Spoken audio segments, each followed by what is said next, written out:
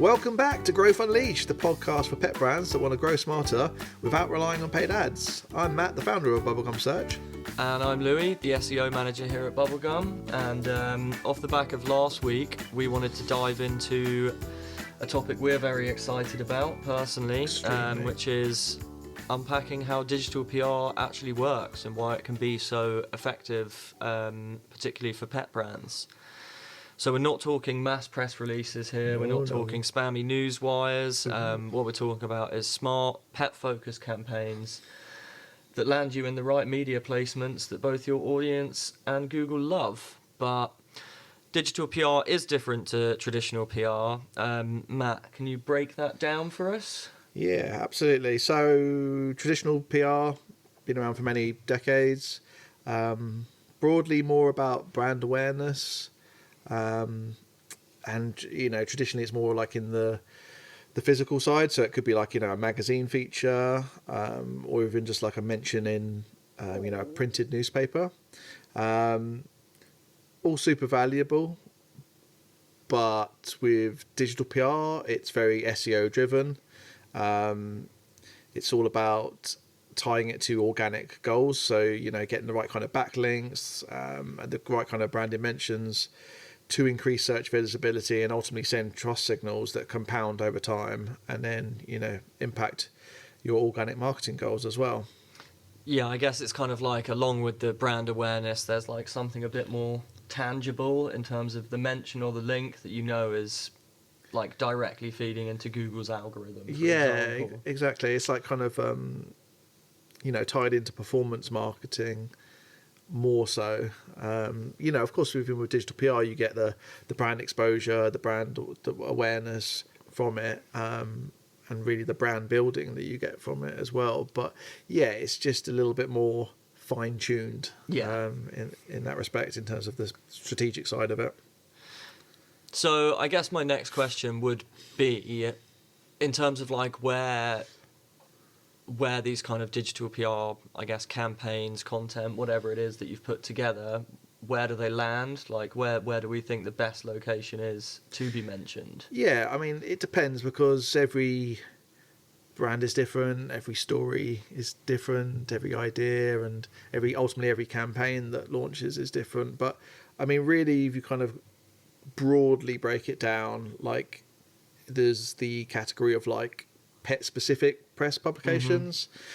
A few examples could be like Your Dog, Pet Gazette, Pets Radar. There's plenty out there which are very kind of specific to those, but there's also more broader lifestyle sections of media, even tabloids like like the Metro, Huffington Post, the Express, even like BuzzFeed Pets as well. So there's lots of sections which relate to lifestyle and pets more broadly, which run stories all the time as well. Outside of those, probably would be more local, regional publications and news outlets. Particularly good if of course the story you're running has a localized element to it. If it's in like London, for example, it could be like the cleanest London boroughs or London parks to walk your dog in, or whatever it might be. If it has like a kind of localized angle to it, whatever the story is, then yeah, absolutely running that with the localized press within that kind of region or county and location makes absolute sense. Yeah, and I'd just add on to that it's not only important where you land, but also I think there's always been this focus on where you have to have like a backlink in the publication for it to be valuable. I think, and we see this a lot now, the contextual relevance of the publication and you being mentioned there is more important than whether they actually physically link back to you from the page. So regardless of whether you're getting that actual physical link or not, you're still building a lot of brand awareness and also sending really strong trust signals to Google and your users by being kind of talked about and seen in exactly the sorts of places they already look. Yeah, definitely. And AI search, right? So we know that these branded mentions are highly correlated, and so with digital PR now, like that's a massive win. If we get our story featured within the right places where we know the audience is paying attention to, then yes, it's always good to still get a link.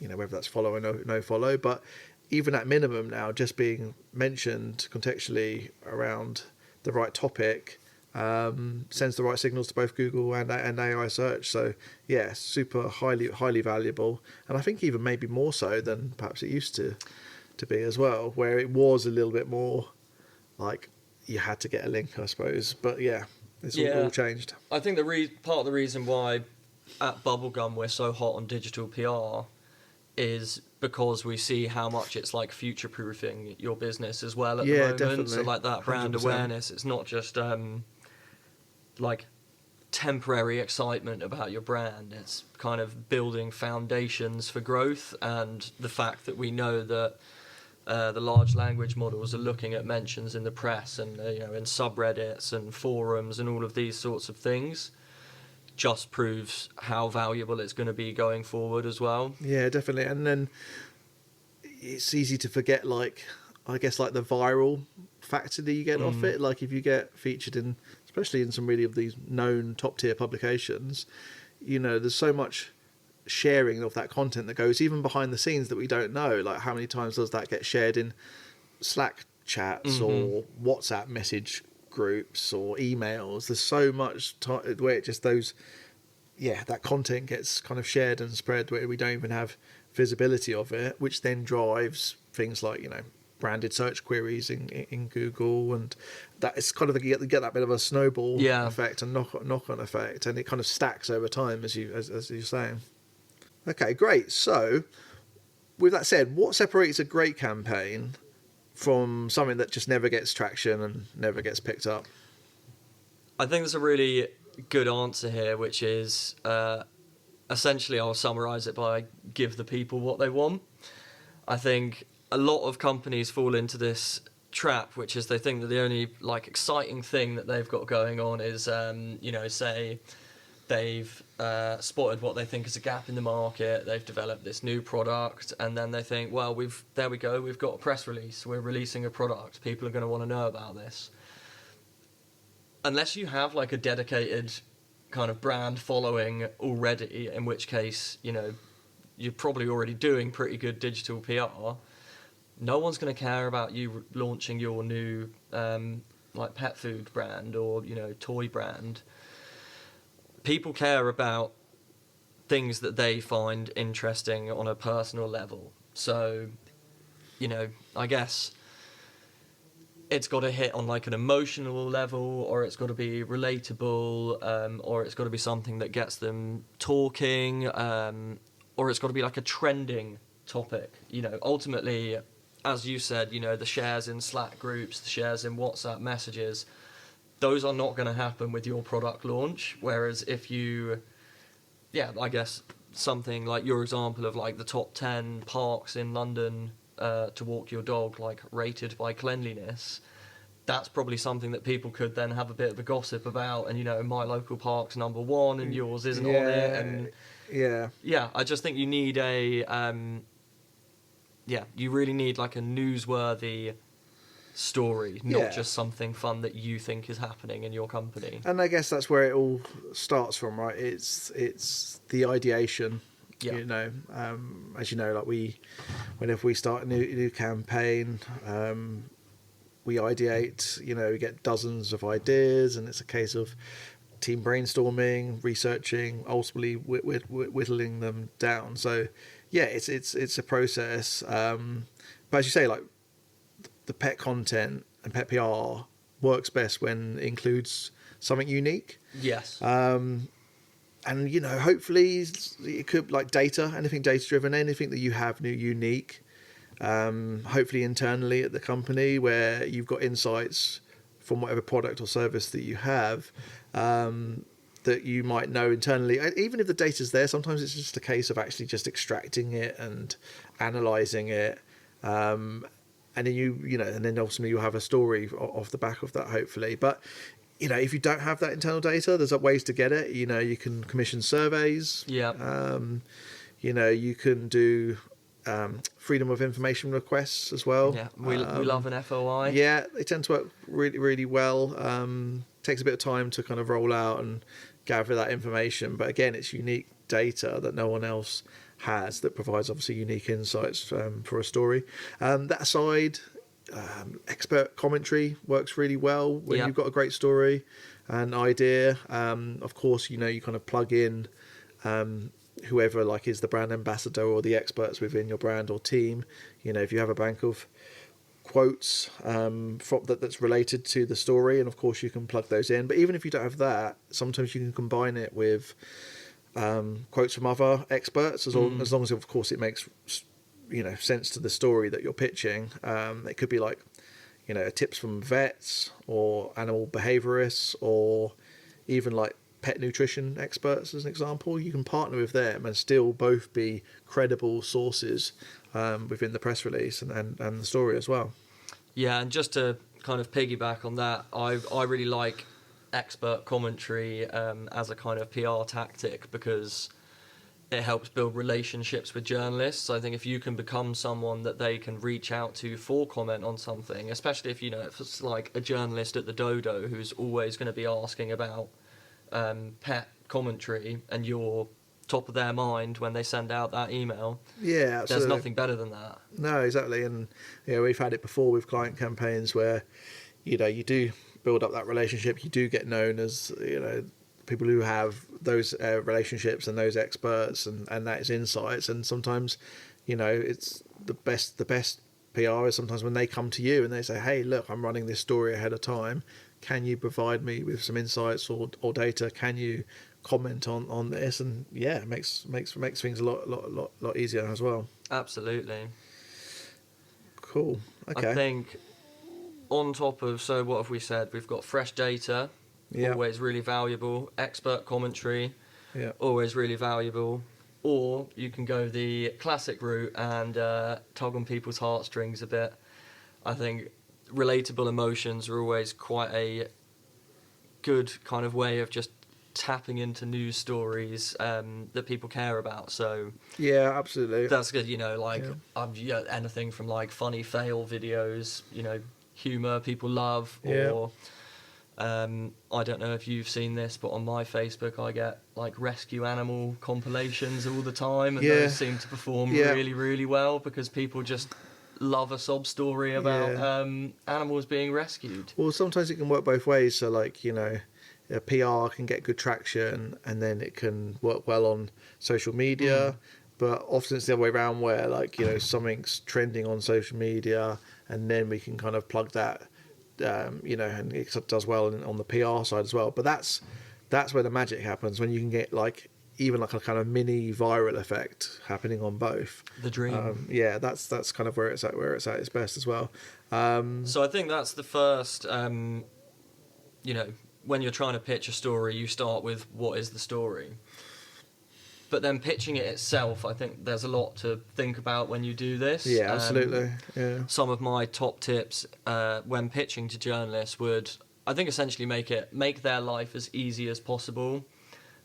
Give them as much of the story as you can up front. So that's give them a tagline, give them certain angles, include strong visuals. So if you did come up with a data-driven story, think about how you could present that data in the best graph possible, or what would be the most, if you've got one set of data that's super high, then go for a line chart where one of them looks crazy. Absolutely. Everyone loves, and the journalists appreciate any sexy charts and graphs that you can put in. Quotes ready to go. There's another one. And then strong visuals, especially when it's I don't know, could be product related, but even a more of a lifestyle type story is just anything unique in terms of visuals. Definitely not boring stock images. No. And not AI. Our experience recently is that journalists really don't like AI images as well. So anything unique, especially or even it could be a case study type kind of imagery that goes with the press release. But yeah, as long as it's a strong visual that sums up the PR section within the PR and it's kind of unique, that usually, and obviously of a high quality as well. That kind of runs quite well. But I mean, as you know, like with Bubblegum, because of all these steps, and we've put together like our own 8-step process, which yes increases the chance of us getting traction with each campaign. But with PR, there is no guarantee.